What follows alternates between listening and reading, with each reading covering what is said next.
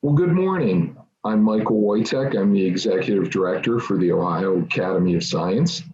And we're here today to celebrate State Science Day itself, and more importantly, each of the students that were selected to receive the College Advantage 529 Award from the Ohio Tuition Trust Authority. And we're glad to have each of you on the call today. I realize that this was anything but a normal year. I know doing an extra project like a science fair project, these things are challenging. They represent additional work for you. But then again, we, during this difficult time, had to make it even more difficult. We asked you to do several things.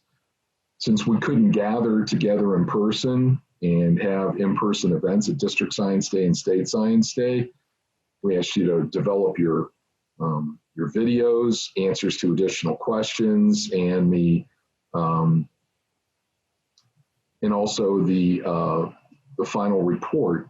Those were all kind of new elements, and I want to congratulate you each on doing a great job. And I realize that doesn't just happen on its own, and you need to really thank and recognize each of those that were responsible for supporting you through this. Your parents, your teachers, and all of those that were instrumental in having you get your projects together. I would like to introduce everybody in the room. I have Dr. Martin English. He's the director of the Junior Academy Council for the Ohio Academy of Science. The executive director for the Ohio Tuition Trust Authority, Mr. Tim Gorrell. And also the marketing director for the Ohio Tuition Trust Authority, Mr. Ben Gibbons. I'm going to turn it over at this point to Dr. English to say a few words, and we'll come back to the program. Dr. English. Thanks, Mike. Good afternoon, everyone. On behalf of the Ohio Academy of Science Junior Academy Council, which administers the 17 district science days across the state, I'd like to thank the Ohio Tuition Trust Authority and especially Mr. Gorrell, Mr. Gibbons, and Ms. Cunningham for the continued generous support of Ohio students in STEM education, with them having provided 529 college savings plan scholarships to students at each of the 17 Ohio Academy Science District Science Days and at State Science Day. Now, I can personally recommend this savings program to Ohio parents and grandparents. My parents started 529 savings accounts for our 3 children in the 1990s when they were very young. We added to those accounts over time, and when our children graduated from college, they each did so with no student loan debt. You know how important that can be. So again, our extreme thanks for supporting this program. Thank you. Thank you, Dr. English. And as Dr. English mentioned, again, these awards and the support, they do cover both District Science Day and State Science Day. Our relationship with the Ohio Tuition Trust Authority goes back to 2017. And again, we're grateful for this opportunity to collaborate and offer these awards to our deserving students. With that, I want to recognize each of the District Science Day awardees that have received the College Advantage 529 Award at our District Science Days. I'm going to mention the district itself, the host institution responsible for conducting that District Science Day. And this year, again, it was challenging. They were able to get this done via a virtual platform, and we wouldn't have had a State Science Day without their help, their cooperation, and their unselfish leadership as well. So, District Science Day 1, District 1. This is Edison State University. This would be Ruth Perry and Parker Stuchel. District Science Day 2, the University of Toledo. This is Schaefer Hireman and Caden Levine. District Science Day 3, OSU Marion, Walt Conti and Joshua Cox. District Science Day 4, Ashland University, Sarah Burns and Elizabeth Frantz. District Science Day 5, University of Akron, Giancarlo Cifaretti and Ruth Gamel. District Science Day 6, Ohio Northern, is Emma Hoffman and Nathan Campus. District Science Day 7, Columbus State University, Daniel Thomas and Addie Gurgiolo. District Science Day 8, Ohio University, Lancaster, Grace Sheets and Natalie Cotton. District Science Day 9, Zane State College, Mary Cody Ruth and Mackenzie Goldsmith. District Science Day 10, Central State University, Aviraj Soin and Johnny Chen. District Science Day 11, Maya Brosh and Ali Berger. District Science Day 11 is the University of Cincinnati. District Science Day 12, Ohio University, Charlie Klein and Wyatt Vick. District Science Day 13, Mount Union, Adrian Whitaker and Britton Whitaker. District Science Day 14, Rio Grande University, or the University of Rio Grande, Luke Fleeman and Addison Mullins. District Science Day 15, Youngstown State University, Laura Hovorka and Michael Gee. District Science Day 16, which is Belmont Community College, Paul Stecker III and Kayla Biasi. District Science Day 17, Southern State University, is Will Drago and Annalise Deppenbrock. So those are our District Science Day awardees in 2020. And again, thank you to our sponsor. I would like at this time to turn this portion of the program over to Mr. Tim Gorrell, the Executive Director for the Ohio Tuition Trust Authority. Mr. Gorrell. Thank you, Mike. Hello, everybody. We're delighted to be with you this afternoon. Although we always have enjoyed getting together in some place public and you have all your experiments laid out and we can look at those, we're not able to do that this year for obvious reasons of the environment we're in. But we still welcome the opportunity and appreciate the opportunity to meet some of you and to talk about your experiments and to talk about ways that we have things in common about making our world better, to make people's lives better. And although we're in a virtual environment, that does not detract from the reason we've gotten together in the past or why we're getting together this year or in the future that we do. Mike mentioned that the awards for the winners, we give out the 34 district winners. We each get a $529 college savings award. The 14 state Science Day winners will receive a $1,000 college savings award. And the grand prize winner receives a $1,500 college savings award. So why is that important? Well, it's always good to win. But if you recall what Dr. English was just saying about everyone getting into the act about saving for what comes after high school, it's very important. And it's an opportunity, it's a way to overcome debt.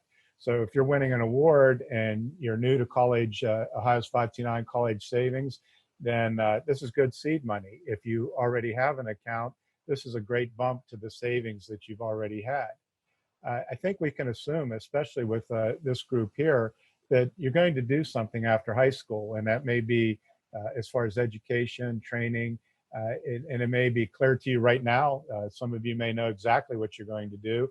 Others, maybe not so, but it'll likely cost something. And the best way to get at it is to save and invest for that now. And so that's why we are just delighted that we're able to help a little bit, towards that savings. We would like all of you to pick an education opportunity here in Ohio and come out to a great career, live, work, and thrive in Ohio. That's not always the case. Some of you may be looking at to go to a four-year college or university. You may be at a two-year college. You may go to a trade school, a technical school, or you may look at apprenticeships. Regardless of what you choose, you can use your college savings, to offset those expenses. Even if you get a scholarship, this will help offset some of those other expenses. And while you may not choose to go in Ohio, any of those educational entities across the country, you can take your 529 savings to.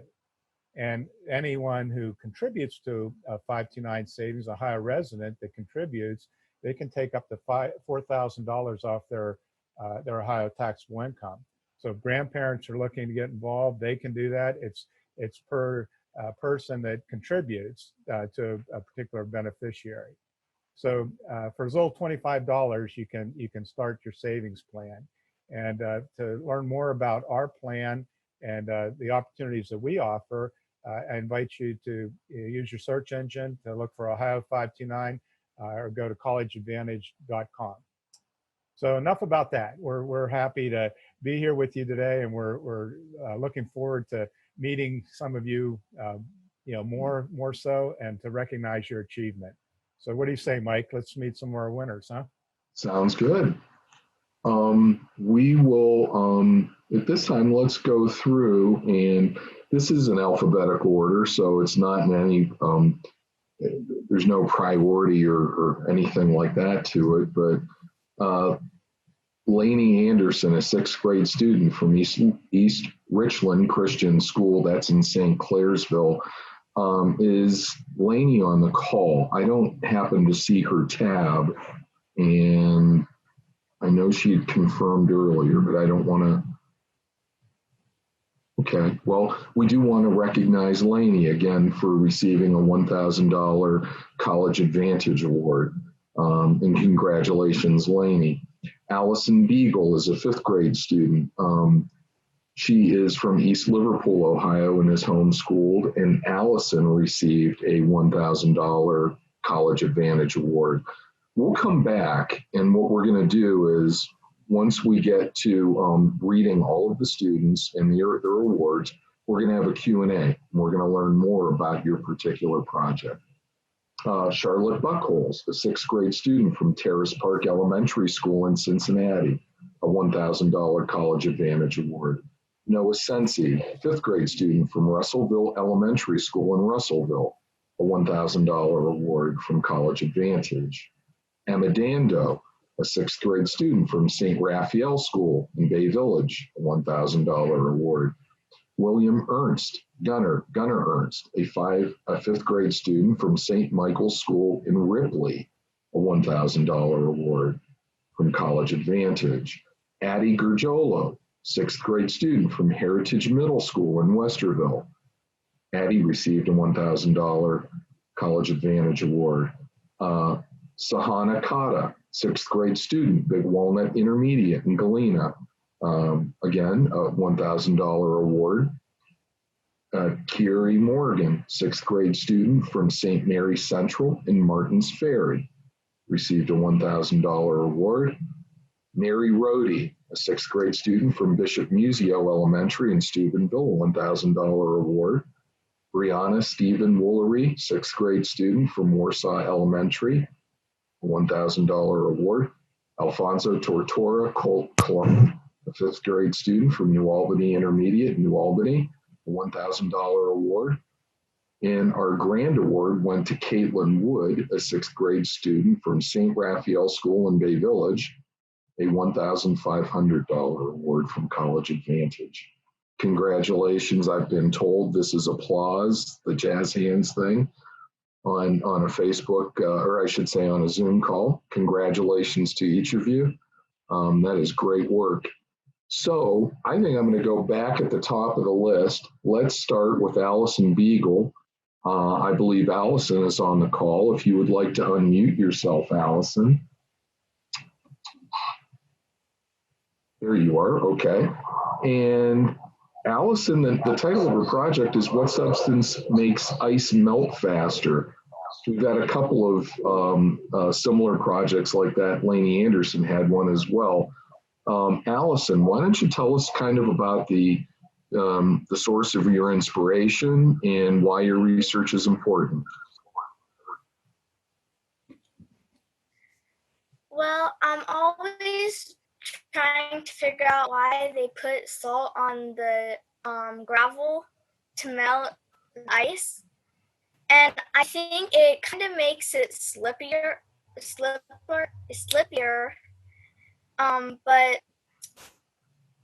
it melted the fastest, and I thought vinegar should melt it the fastest, but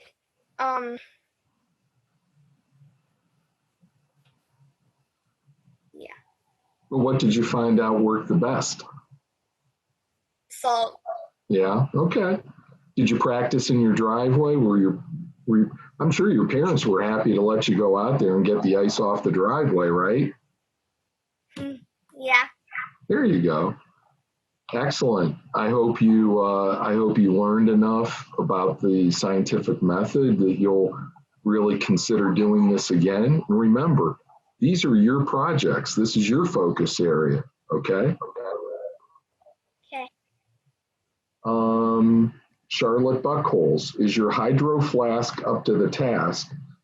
I think you looked at both not only how to keep the product or what you want in that thermos to stay cold, but you kind of looked at it from an environmental standpoint. Can you tell us about that, please? Yes. I started this project because I was obsessed with the Hydro Flask brand water bottle. And when my mom asked me why, I just started doing research to see like why Hydro Flasks are good and why they're good for the environment. And so during the research, I found out that two other really popular water bottle brands were Yeti and B bottle. So I decided to buy those to test it out for my science fair project. And after testing them out, I wanted to see if how much longer they could hold water than plastic water bottles, and how long they could keep heat and coldness longer than plastic water bottles. And so in the end, the Yeti won. And so I found out just because water bottles are popular does not mean that they are the best.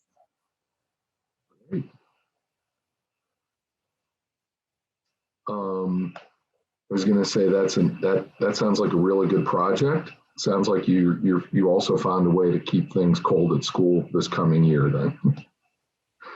Awesome. Also, Noah Sensi, a 5th grade student from Russellville, the relationship between temperature and kinetic energy. Noah, why don't you tell us more? Why I chose research topic. I chose the topic because in science class I found it was interesting to learn about atoms and molecules.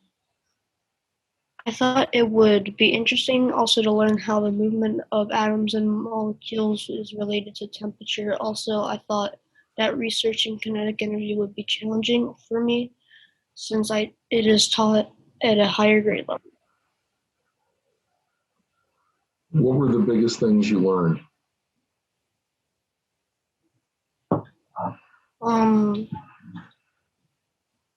How temperature could affect how fast and slow the movement of the ball would be. Okay. And so that's kind of why we make sense out of, distance traveled if you're kicking a football or if you're, hitting a golf ball, right? I mean, temperature really does affect those molecules and expands it in such a way that it moves further in certain conditions.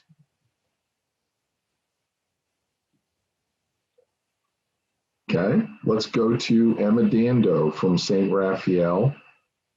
This is a topic that is near and dear to my heart. It's muffin madness and getting a rise out of baking powder.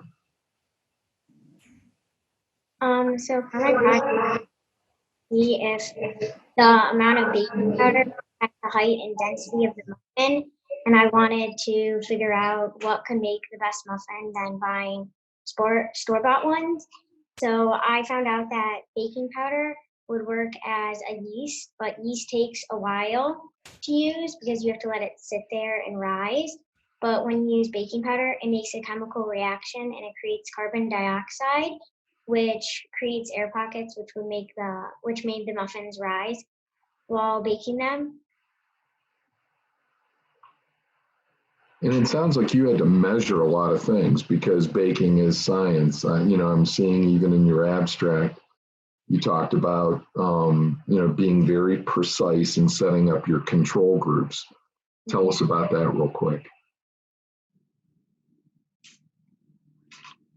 So I had the control groups, and which was how much baking powder I put in each. And the normal one was the 15 milliliters of baking powder. And then I did one with 30 milliliters and one with 60. And then I did one with no baking powder to see the difference. Okay, excellent. Thank you for sharing. Next is Gunnar Ernst. The name of his topic was parachute power. And Gunnar was looking for efficiencies based on parachute size. Gunnar, can you tell us about your project?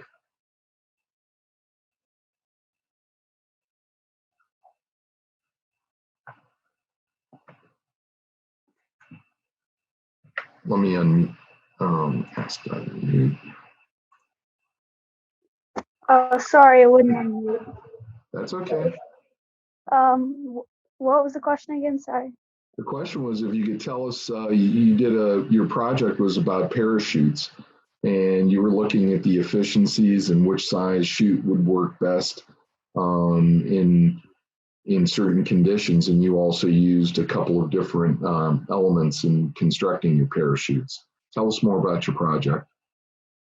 Well, I really just wanted to find out like which way would really just work, which type would really work the best, because I always thought biggest would be the best, and then like medium was actually the best, and it was just sorry. I just really wanted to find out which one would really work and help, because usually if you jump out of a plane, you don't want to have too big of a parachute or too small of a parachute, so you really just need that middle size. So I was trying to find out like if that's true or not. So the bigger chute would be harder to control. Yeah, because it's very heavy and it takes a while to actually space out so air can come into it and stop you from like just falling to your death. Okay. Yeah. Did you work with different materials or just one material? Well, I worked with different materials. I used trash bag, washer, fishing line, and yeah, that's about all I used for it. Okay. Pretty simple. I was actually pretty simple to make. Okay. Well, it sounds like you learned enough that you'll probably have another project next year, right? Mm-hmm. Okay. Elizabeth Frantz is from Smithville, Ohio, and she goes to St. Mary Immaculate Conception in Worcester. And her project was looking at leaf species and doing a comparative study of the microinvertebrate leaves. Elizabeth? Hello. Hi. Hi. Why don't you tell us about your project? First, I would like to thank you for recognizing me for this award. You're welcome. Thank you. You're welcome. So how I got interested to this project is when my dad told stories about getting leeches stuck in between his toes when he played in Sugar Creek, which runs through Smithville, and this got me thinking about what other macroinvertebrates lived in Sugar Creek, and so that's how I got started with this macroinvertebrate project. And then my project is important because also in my project I I studied and looked at the water quality, and if the water is like healthy and clean and all that stuff, you will be healthy and clean. And if the water is not healthy, then you will not be healthy. And so the world is not making new water. This is all recycled water, and and yeah. I was going to say, in Elizabeth, I bet there is research that's taken place in the subject matter of it being Sugar Creek, previous to you, and now you've become a researcher that's added Sugar Creek as a subject matter, and that's really good because that's what scientists do. They build on existing knowledge, and you've just gone ahead and you've created something that others are able to build upon. That's great. That's great. We're going to go to Sahana Kata, and she is a student from Big Walnut Intermediate in Galena, and looking at experimenting that compares disintegration times of different brands of pills containing the same ingredients. And it's called Race to Relief. Would you please tell us about your project? Yeah. So since people take over-the-counter pain relief pills every day, and they're like very common, so I chose to do my project on how on the disintegration time comparison between the over-the-counter pain relief pills, and the disintegration time comparison is dependent on the disintegration factors in the inactive ingredients and the thickness of the coating on the pills. And so this is important because I was looking at how fast each of the different brands and forms act in the body, but also how cost effective each of them are. Excellent. It sounds like there's a lot there that you'd even be able to build on if you chose to do this project as a continuation. Yeah. Awesome. Sounds really good. Thank you so much, Sahana. Kieri Morgan is a 6th grade student from St. Mary Central and Martins Ferry. Ocean acidification and the effect on coral. So again, another ocean acidification project. Kieri, if you could share more with us, that would be great. I did my project because my mom has always really liked coral, and she told me about how they were dying. So I watched a few documentaries and was researching about how ocean acidification and the ocean temperature is rising, which is killing the corals. And so I wanted to test it. And how we tested it, we used vinegar and water, and we put some coral in vinegar and some of the coral in water. And then we also had mixtures of both vinegar and water, and we left them for 48 hours to see our results. And the ones with the coral mixture with all vinegar in it, dissolved all of the coral completely, and we didn't have any left. Same with the rest of the mixtures with vinegar, most of them did not survive. So my hypothesis was indeed correct, and the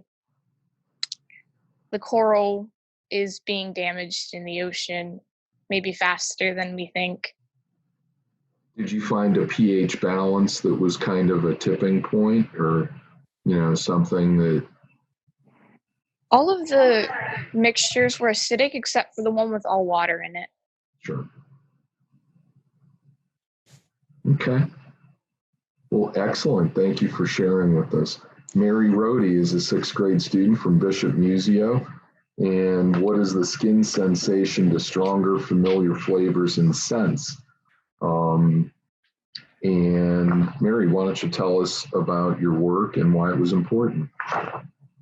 So I was kind of just looking at articles before school, and I came across one talking about how a scorpion sting targets the wasabi receptor, and further studies may help solve the mystery of chronic pain. So I knew that I couldn't really study pain very easily for science fair, so I decided to study more on the wasabi, so flavors and scents. And I couldn't really study based on the nose or tongue, because once you put like a flavor or scent that's strong enough, it'll be there for a really long time. So I had to find a different place to study it on. So I ended up studying on the subject's arms to help make it a faster testing. Okay. I'm sorry, go ahead. The purpose of the project was to find whether other flavors and scents, like cooking oils and essential oils, would transfer into skin sensations when applied to the skin, and like what the sensations would be and what they would turn into, how strong they would be. What particular oil or fragrant or scent, had the, surprised you in terms of having, probably the greatest sensitivity? Hot chili had the greatest sensitivity, but I was really surprised that oregano it was pretty high up in the sensitivity rates. That's great. Thank you for sharing with us. Oliver Sikorsky, he's a sixth grade student from Menlo Park. His project looked at determining which house plants produced the highest amounts of oxygen. Oliver, why don't you tell us a little more and why it was important? So I was inspired to do this experiment because I've always been interested in botany. I have a garden and I love to grow houseplants in the winter. I'm also very interested in finding ways to stop climate change and help the environment recover from pollution and other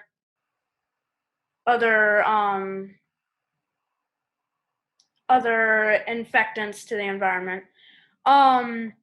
This research points out which plants can help improve air quality, and other studies that I was researching showed that higher oxygen level outputs from plants can help stimulate brain activity, help memory capacity, help you concentrate, and boost energy.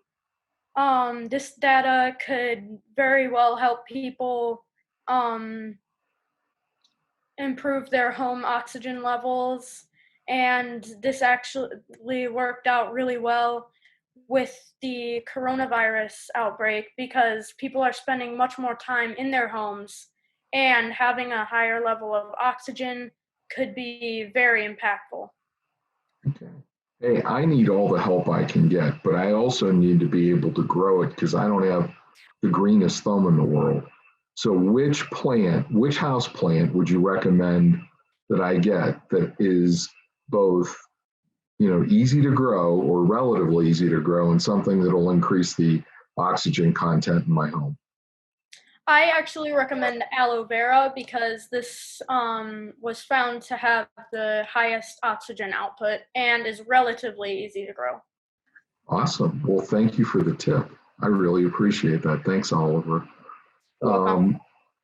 Brianna Stevens-Woolery, sixth grade student from Warsaw Elementary in Warsaw. She looked at how dinoflagellates change in light and dark cycles. That's the bioluminescent algae that you see. And please explain more and why it was important. So this project was important because when I was researching, I found out how it can help the environment and what they do. to survive and what other animals use bioluminescence. Like fireflies are very common, and squid and black loose jawfish. But I didn't know that bioluminescence can also be found in plants. And I found how they could help the world because when I was researching, I found out they had a part in war where a ship, like when a ship goes through a bioluminescent bloom, they can stick to the boat. And then when the boat moves, it can glow and it could be easier to track. So I was really interested in how they helped with that. How did you test your light cycles from? So I would put them all under a light, and the dark would be getting no light at all. It would be wrapped in tinfoil with a lid over a box, and then the light would always be having light during the day and during the night. And then the light / dark during the nighttime, it would be covered, so it wouldn't get any light. And then during the day, it would get light. So when I test it, it would glow still, but. And you were able to measure those different parameters. Okay, great. Thank you so much. I think the only one we have left, and if I missed anybody, please let me know, but I think we're going to come back to Addie Gergiolo.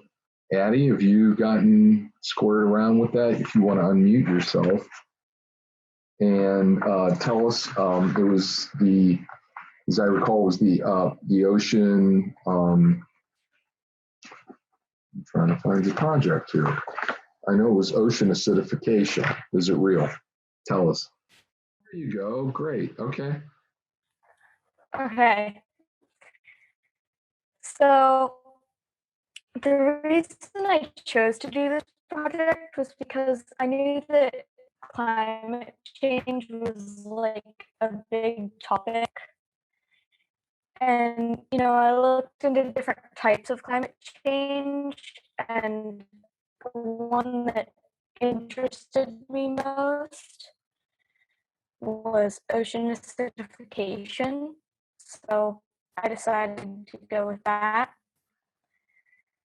And just generally, the science and the chemistry of it was really fascinating. So I really wanted to see how it worked.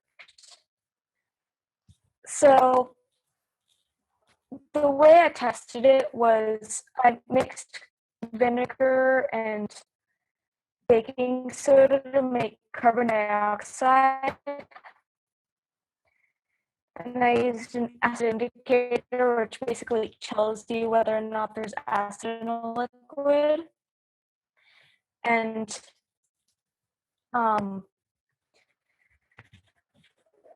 so I tested that, and I found that every time I tested it, it did make it more acidic to carbon dioxide.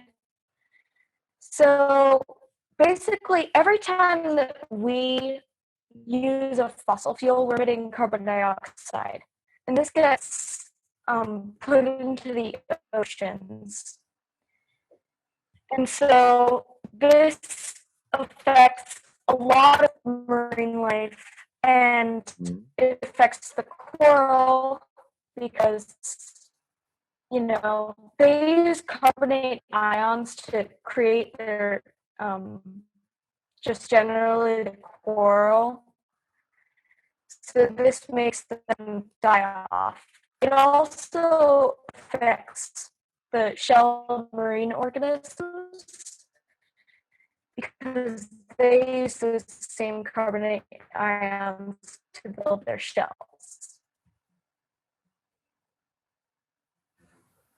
So I was going to say that seems to be that is a global issue.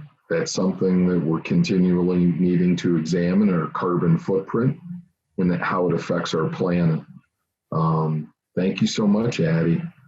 Well, I'm glad we were able to learn a little more about your projects. Most importantly, I hope you were able to learn from each other, and that, one, you've got a head start on planning for, post-secondary and for college opportunities. But hopefully, as first year or second year researchers, you're going to be able to build a bigger foundation for next year and the years beyond, because you still have a lot of eligibility in both District Science Day and State Science Day. So with that, any other closing comments, Mr. Gorrell or Dr. English? Mr. Woytek, would you like to announce the Celebrating Ohio Science program on August 5th? I will. I'll do that at the end. I'll wait for if Mr. Gorrell has anything, and then I will let you guys know about an exciting opportunity next week. I just want to say again, congratulations to each of you, and thank you for sharing your afternoon with us and talking to us a bit about your experiments and your projects. And just going forward, just keep asking yourselves the questions I think that you are: why, how come, and I wonder. And we look forward to seeing you next year as well, and wish you all the very best. Thank you. Thank you so much. And what I hear there is stay curious, guys. So next week, if you would like to listen to high school presenters, college presenters, and practicing and professional practitioners within their own fields of interest, we're doing a celebration of science on August 5th. And we'll make sure that if you haven't already gotten the flyer, that you get one. This way you can attend the meeting, you can listen, you can replay, and you can certainly try to learn more from some of our older researchers. Now, granted, some of this is, going to be at a pretty high level, but I wouldn't be surprised if you were able to glean things and be able to build some of that into your own ideas and your own experiments, or at least give you inspiration for doing so. So please look for that. It's our celebration of science that'll take place on August 5th, and you will have to register for the event if you'd like to participate. So with that, I think we're going to close. Have a great rest of the summer. Congratulations on your accomplishments, and we're all very proud of you. And that will conclude our call. Thanks, everybody.